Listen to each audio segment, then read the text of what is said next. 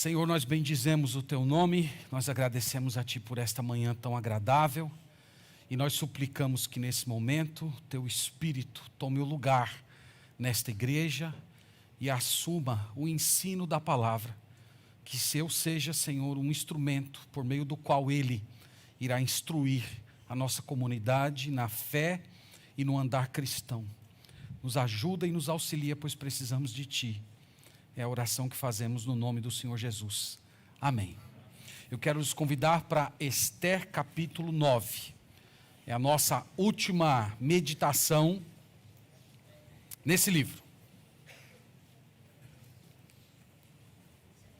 Esther capítulo 9, nós vamos olhar hoje o capítulo 9 e o capítulo 10, que tudo parte de uma única narrativa. Irmãos, o que nós temos visto até aqui? Nós temos visto dois primos, Esther e Mordecai, vivendo uma vida um tanto secularizada. Eles optaram por viver entre os persas, ao invés de viver entre o povo de Deus.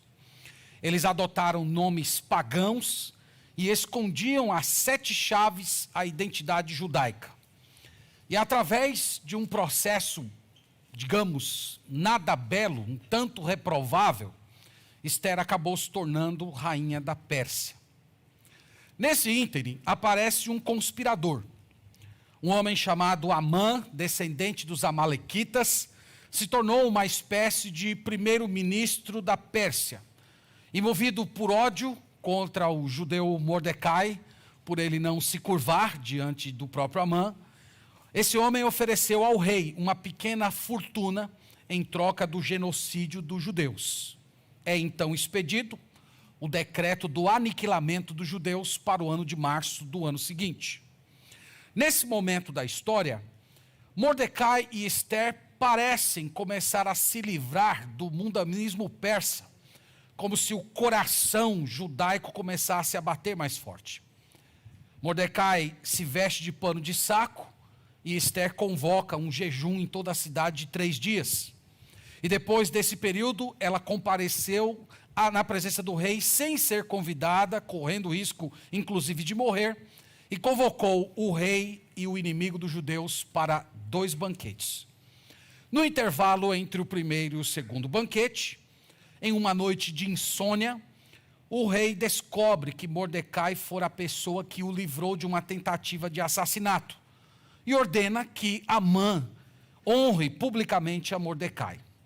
Naquele mesmo dia, Esther denuncia Amã, que é enforcado na mesma forca que fizera para Mordecai. Então Esther herda os bens do inimigo dos judeus e Mordecai assume a posição de primeiro-ministro que um dia pertencera ao descendente dos amalequitas. E a última cena é Esther e Mordecai elaborando um novo decreto para que aqueles judeus que estavam condenados à morte tivessem finalmente a oportunidade de se defender e batalhar contra os seus inimigos. Isso que nós vimos até agora. Esse é o resumo das 8 mensagens anteriores. Nós vamos agora para a batalha final. Então nós temos 2 decretos, um decreto de aniquilamento e um decreto dando aos judeus a oportunidade de se defender. E hoje nós vamos ver o enfrentamento desses 2 decretos. Então vamos começar com o verso 1 ao 5. Vamos lendo aqui, fazendo algumas pausas para tentar explicar para os irmãos o que temos aqui. Então o capítulo 9 de Esther, verso 1, diz o seguinte: No dia 13 do 12º mês, que é o mês de Adar, quando chegou a palavra do rei e a sua ordem para se executar, no dia em que os inimigos dos judeus contavam assenhorar-se deles, sucedeu o contrário, pois os judeus é que se assenhoraram dos que os odiavam. Porque os judeus, nas suas cidades, em todas as províncias do rei Assuero, se ajuntaram para dar cabo daqueles que lhes procuravam o mal. E ninguém podia resistir-lhes, porque o terror que inspiravam caiu sobre todos aqueles povos. Todos os príncipes das províncias e os sátrapas, os governadores e os oficiais do rei auxiliavam os judeus, porque tinha caído sobre eles o temor de Mordecai. porque Mordecai era grande na casa do rei, e a sua fama se estendia por todas as províncias, pois ia ele se tornando mais e mais poderoso.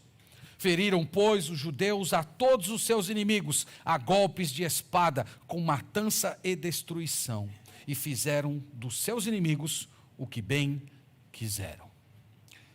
Então, na primeira parte, irmãos, aqui, nós temos o dia da batalha.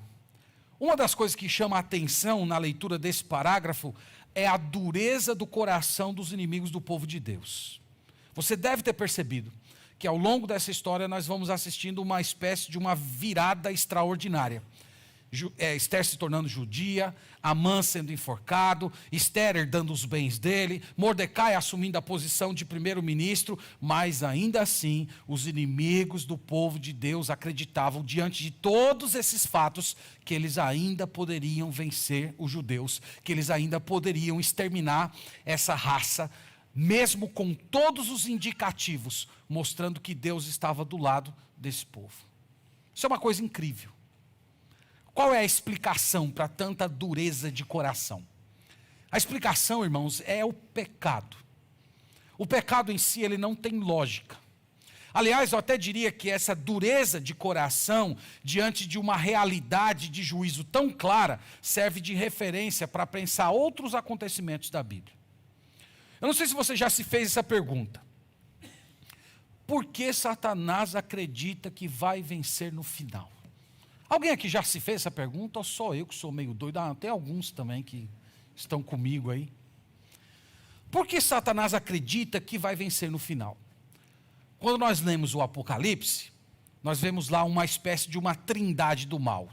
O dragão, o anticristo e o falso profeta. E eles juntam as nações para tentar acabar com o povo de Deus e batalhar contra o Senhor Jesus Cristo. E você lê uma coisa dessa, mas que lógica tem isso? Será que Satanás não sabe que Jesus é todo-poderoso? Claro que sabe. Será que Satanás não sabe que a criatura não tem poder mais que o Criador? É claro que ele sabe. Mas o pecado é assim. O pecado, irmãos, ele além de prometer o que não pode dar, ele é sempre ilógico. Ele sempre apresenta uma realidade irreal.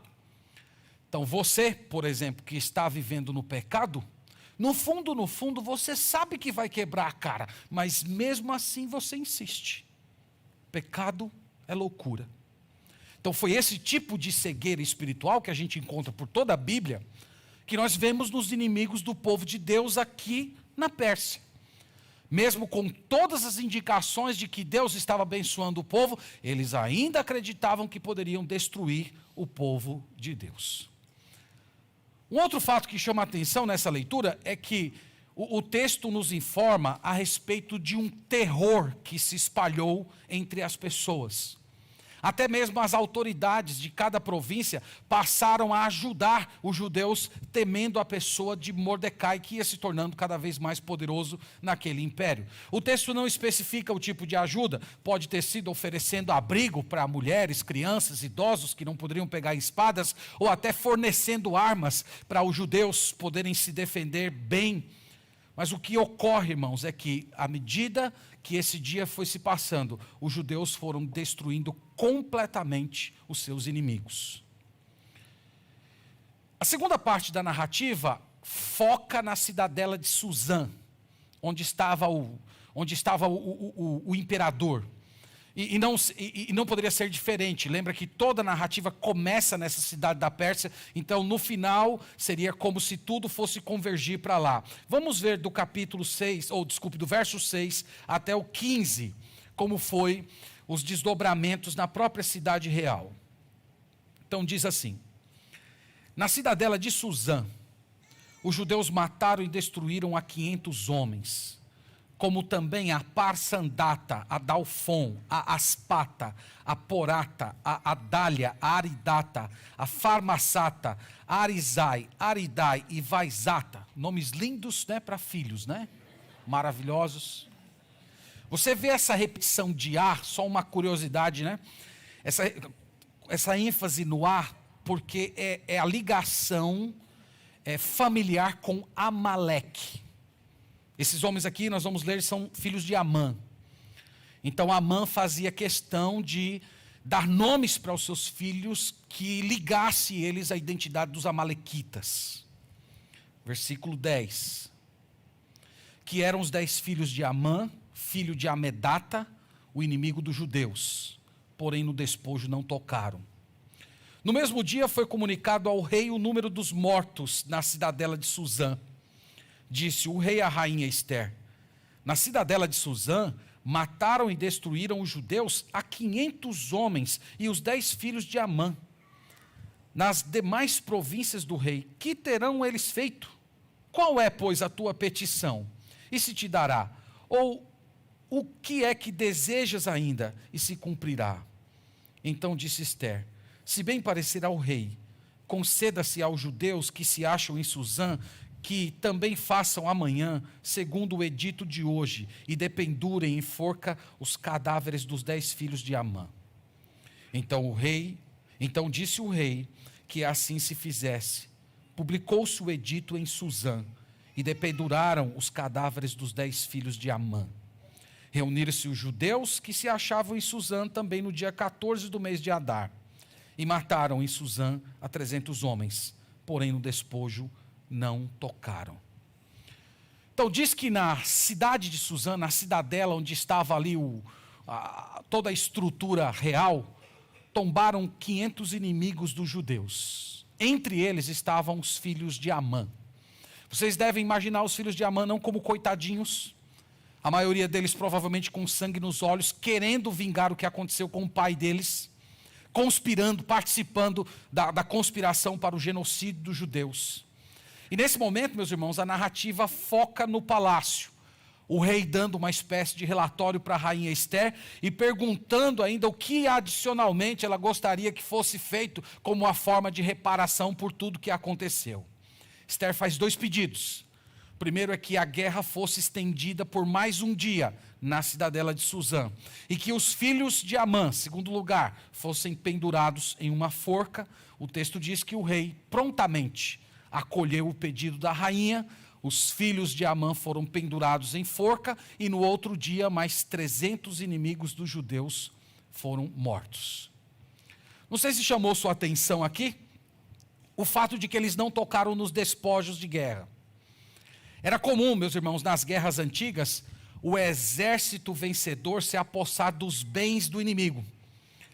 É provável que isso aqui tenha uma relação com o que aconteceu com Saul, quando derrotou os amalequitas algumas centenas de anos antes.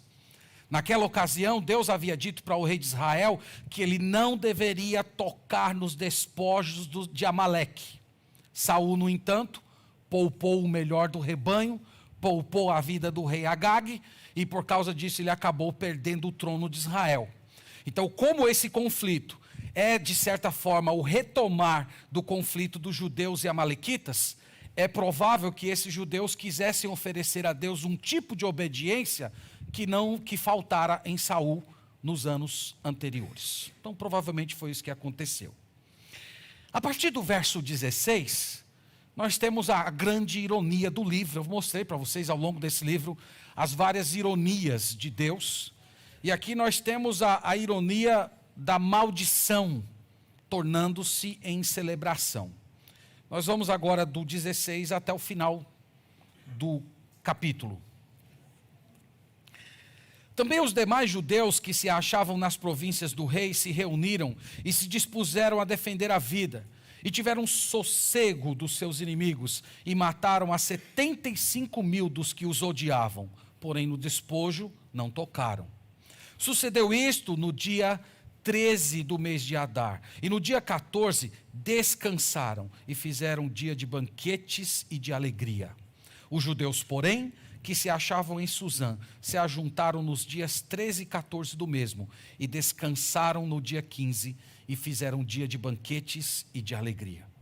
Também os judeus das vilas que habitavam nas aldeias abertas fizeram do dia 14 do mês de Adar dia de alegria e de banquetes e dia de festa, e de mandarem porções dos banquetes uns para os outros.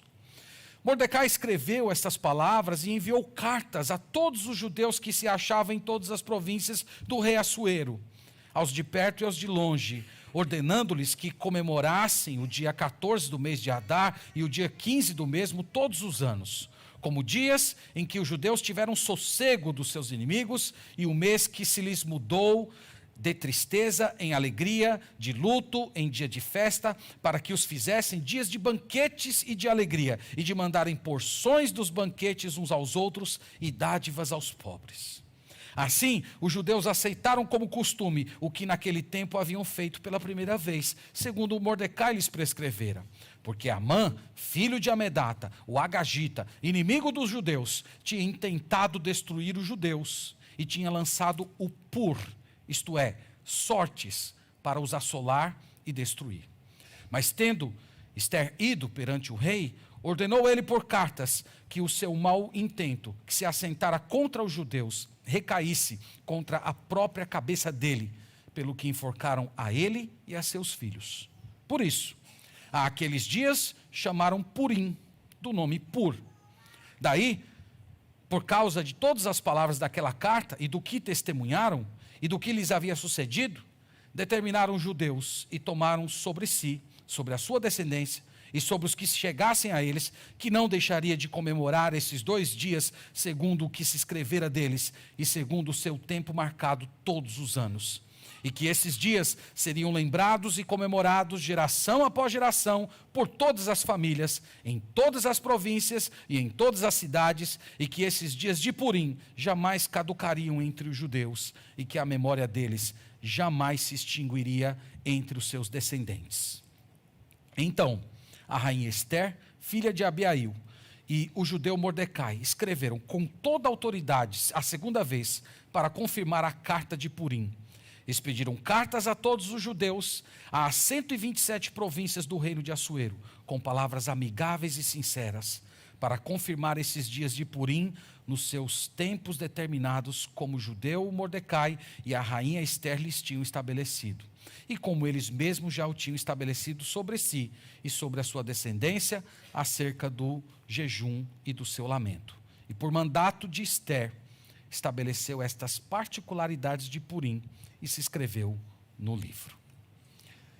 Então aqui, irmãos, nós temos a grande ironia da história. O início dessa passagem começa com uma série de batalhas que foram acontecendo ao longo do Império Persa. Eram 127 províncias, como se fossem 127 pequenos estados. E em todos esses locais, batalhas iam acontecendo. E a semelhança do que aconteceu em Suzã, os judeus foram vencendo uma após outra, não tocando nos despojos dos seus inimigos. E no final das contas, 75 mil inimigos dos judeus morreram naquela ocasião. No dia seguinte, eles fizeram festa. Você deve ter notado que, ao longo da leitura, várias vezes aparece a expressão descansar. Eles descansaram dos seus inimigos. Eles tiveram paz. Eles finalmente puderam depor as suas armas e ter uma vida de tranquilidade. E aquele dia de festa foi institucionalizado por Ester e Mordecai como uma celebração perpétua, com o nome de Purim. Purim, como eu disse, é uma forma de ironia. Antes de levar o seu plano diabólico à frente de acabar com os judeus, Amã havia jogado o pur, isto é, as sortes, um gesto místico, pagão, como se os deuses falsos pudessem indicar o dia do genocídio dos servos do Deus verdadeiro. Então, por isso, Pur deu nome a Purim. E os judeus deveriam comemorar o Purim perpetuamente de acordo com o decreto real.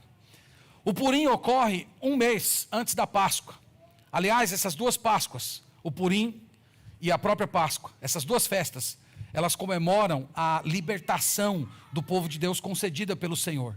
Uma espécie de descanso dos inimigos de Deus.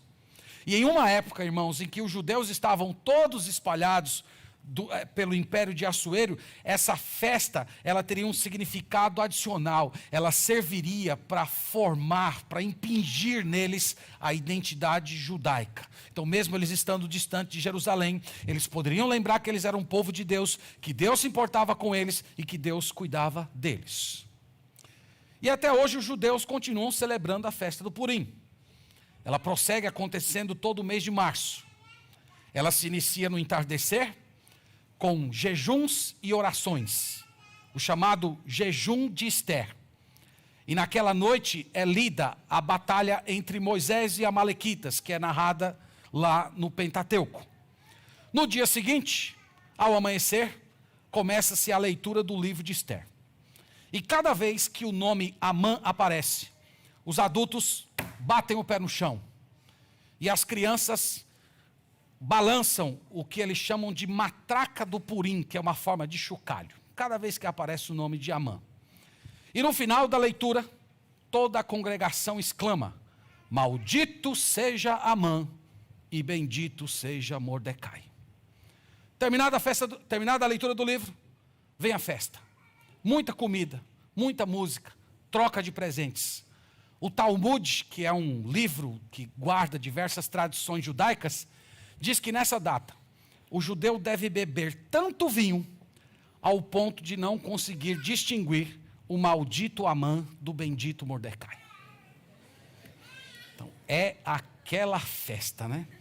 Eu, durante a semana, pensando nisso, eu ia fazer um ensaio com vocês, pedindo que cada vez que eu mencionasse o nome Amã, vocês batessem o pé no chão. Mas como isso não é uma ordem bíblica, é uma ordem do Talmud, e no mesmo parágrafo que diz que tem que bater o pé no chão e encher a cara de vinho, então deixa esse negócio para lá, fica apenas como curiosidade histórica. No capítulo 10, irmãos, os primeiros versos, para a gente terminar, tem um epílogo, uma conclusão estendida. Diz assim: depois disto, o rei Assuero impôs tributo sobre a terra e sobre as terras do mar. Quanto aos mais atos do seu poder e do seu valor, e ao relatório completo da grandeza de Mordecai, a quem o rei exaltou, porventura não estão escritos no livro da história dos reis da Média e da Pérsia? Pois o judeu Mordecai foi o segundo depois de Assuero, depois do rei Assuero, e grande para com os judeus, e estimado pela multidão dos seus irmãos, tendo procurado o bem-estar do seu povo, e trabalhado pela prosperidade de todo o povo de sua raça. O fechamento do livro é bem interessante. Tem coisas ruins e coisas boas. Coisas ruins são os aumentos de impostos. Quando o rei casou com Ester, não sei se vocês lembram disso, na segunda mensagem nós falamos disso, o rei baixou os impostos. Agora aqui ele está devolvendo, né, a conta que foi o rombo, né, que ficou nos cofres reais de antes, né? Reis são sempre reis. Mas o que há de bom aqui é que esses dois judeus que viviam escondidos nos primeiros capítulos, agora eles estão trabalhando para o bem do seu povo. Eles estão usando a posição de autoridade e influência para preservar a raça judaica, abençoar aquela geração da qual um dia viria o Senhor Jesus Cristo. E o livro termina com aquela sensação agridoce. O povo de Deus existe, o povo de Deus pode até abençoar esse mundo, mas o mundo sempre vai continuar caído, o mundo sempre vai continuar com reis injustos, com reis que esfolam as pessoas com impostos terríveis, mas apesar disso o povo de Deus está lá, e é por isso que nós vivemos aguardando o Rei dos Reis e Senhor dos Senhores, que vai colocar o fim a todas as injustiças. Deixe-me aqui, irmãos, passar para umas 35 conclusões, depois nós vamos orar. A ceia hoje do Senhor vai ser na hora do almoço, vai ser uma substituição do almoço de vocês. É brincadeira. Mas, irmãos, eu queria começar essa parte final tentando estabelecer uma relação do genocídio dos judeus, que houveram vários durante a história. Tivemos Aconteceu lá no Egito, tentativa de acabar com a raça judaica, a própria invasão de Nabucodonosor, os romanos, anos 70, destruindo Jerusalém. Mais próximo da gente, nós tivemos o nazifascismo tentando acabar com os judeus. Os judeus foram vítimas de várias tentativas de genocídio. Mas eu queria começar a minha fala final mostrando para vocês que, à semelhança disso, há também um projeto que visa banir o cristianismo. Não sei se você sabia disso. Esse projeto, na era moderna, foi encabeçado por dois homens, que a maioria dos jovens conhecem pela faculdade: Marx e Engels. Esses dois homens, eles trouxeram um legado que está hoje nas faculdades, a ideia de que a religião é uma espécie de droga, e que os cristãos, por beberem constantemente dessa droga, desse ópio, é a palavra que ele usa, eles estão completamente anestesiados para a sua condição de oprimidos e para não despertarem para a luta de classes. E em todos os lugares, irmãos, onde esse cinturão se estabeleceu, somente no século XX, chamado cinturão marxista, onde isso se estabeleceu, a fé cristã foi sempre asfixiada. Podemos mencionar China, Cuba, União Soviética, mais próximo da gente agora, Coreia do Norte e a própria China, depois de Mao Tse. Só há tolerância para a fé cristã nesses locais se a igreja se tornar uma espécie de um braço do Estado, o que na prática significa a morte da igreja. Agora, isso é mais para a Europa Ocidental. E aqui do nosso lado, do Ocidente? Esse projeto de destruir o cristianismo passou pelo que eu chamo de um refinamento diabólico, através da chamada Escola de Frankfurt. Surgiu ali por volta do ano de 1920 passado. Essa escola de Frankfurt, ela trouxe uma espécie de um marxismo mais gourmet. Inclusive, alguns autores chamam de nova esquerda. Eles propuseram a chamada teoria crítica da sociedade. Segundo eles, para surgir uma sociedade mais justa, é necessário destruir completamente a cultura ocidental. E esses homens perceberam corretamente que o cristianismo, grave isso, o cristianismo é o grande catalisador da cultura ocidental. Em outras palavras, o Ocidente que nós vivemos, ele foi formado a partir de certas bases. Por exemplo, o direito à vida, a família tradicional, homem, mulher e filhos, o direito à propriedade privada, você comprar sua casa, você ter direito de dizer que aquela casa é sua, a liberdade de expressão, o cristianismo também trouxe isso, mesmo que você seja um anticristão, que você odeie a igreja de Cristo, você tem o direito de expressar isso. A ideia de que há leis justas e atemporais, há certas leis que elas são universais, o cristianismo também trouxe isso.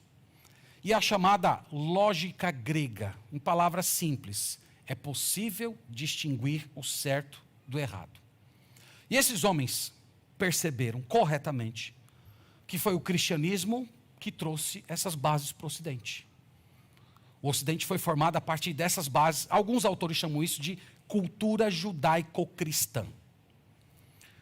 Então a solução para esses mestres da escola de Frankfurt é destruir o cristianismo. Isso aqui eu estou usando, irmãos, exatamente as palavras que eles usam. Quem quiser ler sobre isso, eu posso passar a literatura, mas tem um deles em específico, chamado Habermas, que falou isso. A solução é destruir o cristianismo. Se nós queremos acabar com o Ocidente para construir uma nova sociedade mais justa, nós temos que destruir o catalisador da cultura ocidental, isto é, a fé cristã. Pois bem, ao longo do século XX, alguns movimentos que surgiram antes da escola de Frankfurt, eles se prostituíram com essa escola. E eles geraram filhinhos que hoje estão afligindo a igreja de Cristo. Por exemplo, o movimento feminista. O movimento feminista que visa acabar com a família cristã, que diz, na sua terceira onda, que os pais devem fazer a iniciação sexual dos seus filhos ainda pequenos. Dizem isso está escrito, isso não é invenção. Eles trouxeram as novas concepções de família, abrindo um leque de possibilidades. Começou com o divórcio, a institucionalização do divórcio, mas isso foi abrindo para outras coisas. E hoje já há movimentos, por exemplo, na Alemanha, que começaram a defender o casamento entre gente e animal, seres humanos e animais. Isso já existe. E tudo foi catalisado por esse movimento. Para quem gosta do direito, o chamado garantismo, eu não tenho tempo, infelizmente, de explicar isso aqui, mas você pode pesquisar depois na internet o que é o garantismo jurídico. Essa ideia de que deve-se aliviar ao máximo a retribuição para as pessoas que cometem crimes. Isso faz parte disso. O politicamente correto, que atinge diretamente a liberdade de expressão. O cerne do politicamente correto é: menos liberdade de expressão, haverá mais justiça. E o que eu estou tentando, irmãos, mostrar para vocês é que esses movimentos, eles carregam o espírito de Amã. Eles carregam esse espírito que visa destruir a fé cristã. Ou destruir através da intimidação, isto é, fazer com que os cristãos fiquem todos caladinhos nas suas igrejas, sem poder se expressar publicamente dentro dos seus valores, ou destruir através da assimilação, que é o pior. Tornar a igreja envolvida diretamente nesses movimentos. E eu estou, irmãos, mencionando isso, porque alguns cristãos, infelizmente, nessa batalha, nessa tentativa de genocídio da fé cristã, alguns estão como Esther no início do livro. Estão completamente assimilados. Já beberam dessa fonte. Nem sabe que eles, ao longo dos anos, muitos jovens, no seu processo de formação universitária, beberam dessa fonte. E eles passaram a ver certas afirmações bíblicas com uma certa desconfiança. E eles foram infectados pelo vírus de Amã que está na escola de Frankfurt. Foram assimilados. Outros até percebem o perigo, mas vivem como se os desdobramentos desse conflito de alguma maneira não fossem atingir a eles. Eles são como Esther quando tomou conhecimento do decreto do genocídio. Vocês lembram que ela quis ficar na dela, não quis se envolver, até que o Mordecai foi até ela e diz: você acha que isso não vai tocar você? Você não acha que talvez tenha sido por isso que Deus te colocou nessa posição? Alguns estão nessa condição.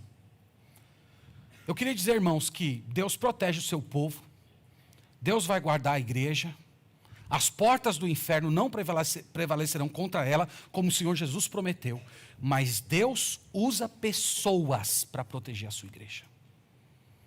E eu espero que da nossa igreja, daqueles que ouvem essa pregação, se levantem cristãos com espírito de Mordecai, que vão se curvar, que vão orar, que vão jejuar, que vão tomar conhecimento dessas coisas e usar todos os meios corretos, lícitos, bíblicos para enfrentar o espírito de Amã, que está tentando destruir a igreja de Cristo.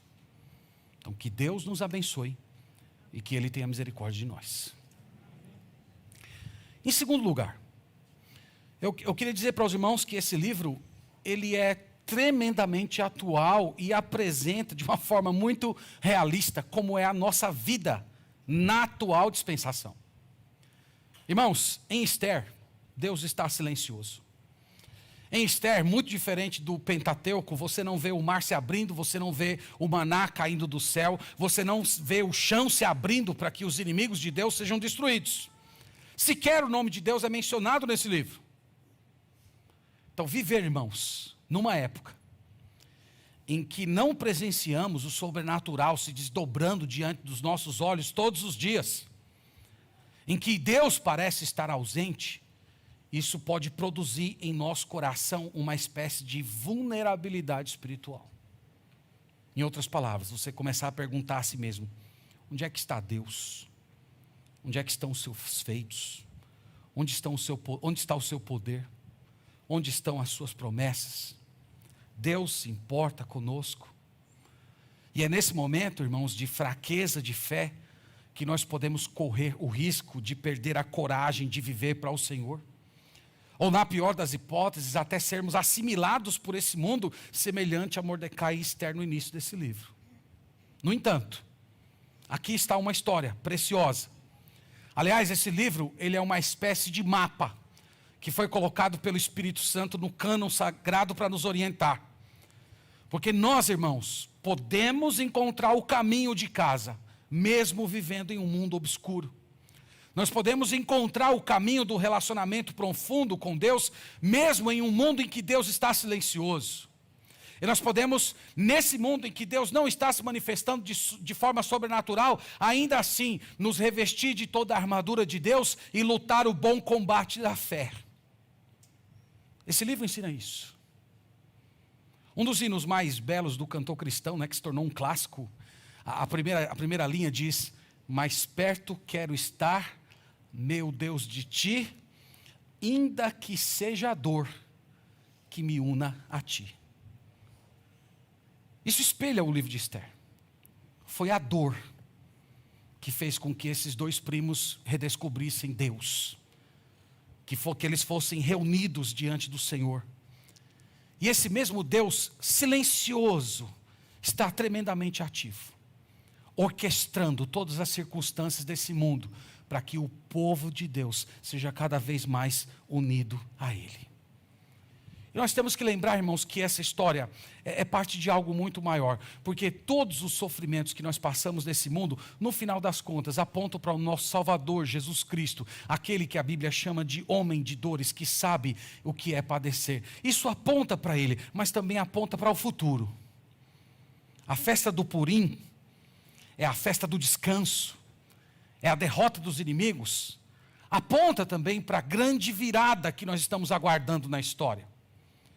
A manifestação do nosso Senhor Jesus Cristo, em que Ele vai romper com o espírito de Amã que está reinando nesse mundo, e vai iniciar uma era de celebração, onde nós não teremos apenas um dia de festa, mas uma eternidade de alegrias ao lado do nosso Salvador crucificado.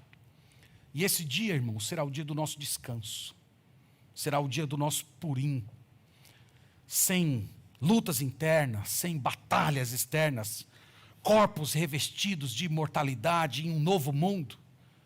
Meus irmãos, em breve, o tempo do luto vai dar lugar a uma festa inimaginável. Patriarcas, apóstolos, profetas, pessoas de todas as nacionalidades celebrando o nosso Senhor Jesus Cristo. E enquanto esse dia não chega, nós temos que continuar vivendo nesse mundo silencioso. Nós temos que continuar vivendo nesse mundo em que não estamos contemplando o sobrenatural todos os dias. Sem ver, sem tocar, mas de todo o coração crendo. Isso é viver pela fé. O Salmo 126, verso 6 diz que aqueles que, enquanto estão semeando, choram, um dia eles voltarão carregando seus feixes cheios de alegria. Essa, portanto, é a nossa esperança. É dessa maneira, irmãos, que nós renovamos a nossa identidade em Cristo todos os dias e não somos assimilados pelo espírito desse mundo. Eu termino orando e desejando que essa história ela seja um encorajamento para você que anda fraquejando na fé, para você que de alguma forma se permitiu ser assimilado pelo espírito desse mundo. Essa história é uma esperança para você. É possível mudar. É possível você abandonar essa vida de assimilação com o mundo e o pecado e você se tornar um gigante dentro do reino de Deus, em compromisso com o Senhor Jesus Cristo e o seu reino. O Senhor Jesus está entre nós hoje. Você pode hoje se curvar diante dele, confessar essa sua vida de assimilação e ele vai estender o seu cetro em direção a você, renovando o seu coração totalmente. E pode ser, quem sabe, até que ele use você para a glória dele, como um dia ele usou Mordecai. Mas dê esse passo, confesse, abandone, porque o Rei Supremo vai abençoar e a sua vida vai ser para sempre modificada.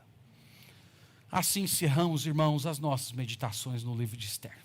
Deus nos abençoe. Vamos orar ao Senhor. Deus, nós louvamos e bendizemos o Teu nome. Nós te agradecemos por essa grande alegria de estarmos na Tua presença, com a Tua palavra em mãos, aprendendo um pouco mais dela. Nós oramos, Senhor, por esse momento que estamos vivendo na história ocidental, em que o espírito genocida desse inimigo do povo de Deus continua reverberando através de pessoas, escolas e instituições que estão dedicadas a acabar com a identidade do teu povo. Nós oramos para que o Senhor nos preserve. Nós oramos para que o Senhor nos levante como entes do teu reino, para batalharmos contra esse espírito e no nome do Senhor Jesus Cristo termos vitória e entregarmos para a próxima geração a fé cristã tal qual recebemos dos nossos pais na fé.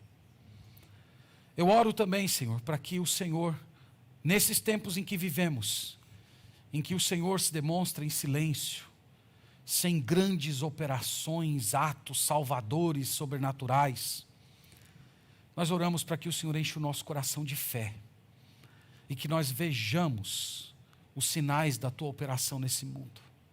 Que nós sejamos silenciosamente, por Tua providência, conduzidos pelo caminho que o Senhor nos preparou. Por fim, Senhor, eu oro por aquelas pessoas que foram assimiladas pelo mundo, por aquelas pessoas, Senhor, que de alguma maneira foram enredadas pelo espírito dessa época. Eu clamo para que hoje seja o dia da renovação. Eu oro para que esse livro, Senhor, seja um estímulo, indique um caminho, seja um mapa de retorno para casa, para o resgate da identidade cristã. Nós louvamos e bendizemos o Teu nome, em Cristo Jesus. Amém.